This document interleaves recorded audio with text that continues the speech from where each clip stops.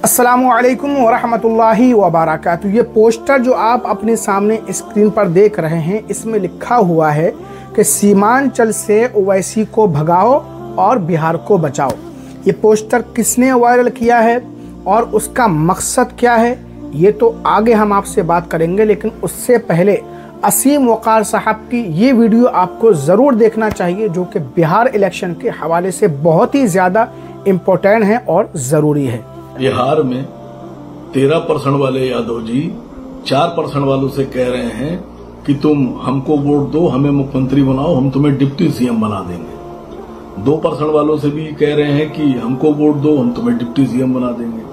6% वालों से भी कह रहे हैं कि तुम हमें वोट दो, हम तुम्हें डिप्टी सीएम बना देंगे। और वही 13% वाले यादव जी 18% मुसलमानों से कह रहे हैं कि तुम हमको वोट दो, हम तुमको बीजेपी से बचा लेंगे।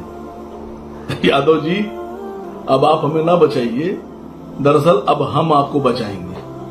और अगर आपको खुद बचना है और मुख्यमंत्री बनना है तो आपको 18% मुसलमानों को डिप्टी सीएम बनाना पड़ेगा।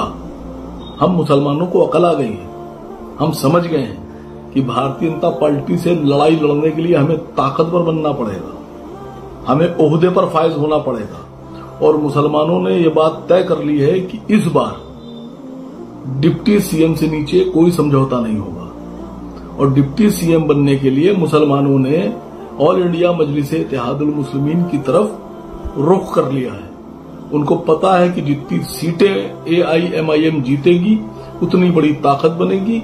और फिर आप 4% वालों से पहले, 2% वालों से पहले, 6% वालों से पहले फिर आप हमसे पूछेंगे कि भैया हमको बचा लो और हमें मुख्यमंत्री बना दो, हम तुम्हें डिप्टी सीएम बना देंगे।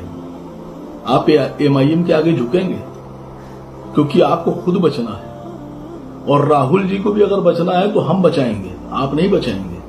तेजस्वी जी, अखिलेश जी, ममता जी, आप सबको अगर बचना है अब बीजेपी से तो आपको हमारी शरण में आना होगा, हम आपको बचाएंगे। आप हमें ना बचाइए, आप हमें ओहदा दीजिए, डिप्टी सीएम दीजिए, और उसके बाद में हम सोचेंगे आपके साथ क्या करना है। तो मेरे प्यारे नाजरीन, ये पोस्टर जिस किसी ने भी वायरल किया है उसने अपना नाम नहीं लिखा है। यहीं से समझ में आ रहा है कि वो कितना बड़ा शातिर है, चालाक है। और ये जिस किसी का भी काम है वो मुसलमानों का, ओवैसी साहब का बहुत बड़ा दुश्मन है। बहुत बड़ी गहरी इसके पीछे साजिश और चाल हो सकती है कि मुसलमानों को बिखेरा जाए, मुसलमानों को तोड़ा जाए और मुसलमानों के अंदर इंतशार का माहौल पैदा किया जाए ताकि मुसलमान बिखर जाएं, उनका वोट कुछ इधर पड़े, कुछ इधर पड़े, कुछ उधर पड़े और मुसलमानों की सीटें ना निकल पाए। बिहार वाले मुसलमान बहुत समझदार हैं और मैं समझता हूं कि ओवैसी साहब को वो अपना नेता चुनकर ही रहेंगे। 18-19% मुसलमान हैं।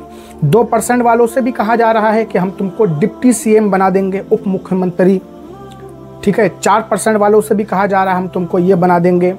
लेकिन 18% जो कि मुसलमान आबादी है, 18-19% बिहार में, उनसे कोई नहीं कह रहा है कि हम तुमको डिप्टी सीएम बनाएंगे। उनसे ये कहा जा रहा है बस तुम हमें वोट दो और बीजेपी को हम लोग मिल करके हराएंगे। तो सारी जिम्मेदारी मुसलमानों की है बीजेपी को हराने की।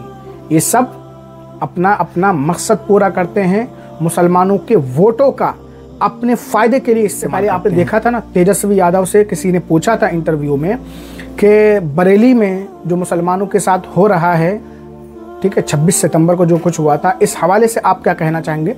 तो उन्होंने कहा था अभी मेरा जहन उधर नहीं है, इलेक्शन में लगा हुआ। यानी आप उनके जहन में भी नहीं हैं, वो आपके लिए 2 लाइन बोल भी नहीं सकते हैं और आपका वोट उनको जाएगा। ये कैसी नाइंसाफ़ी है।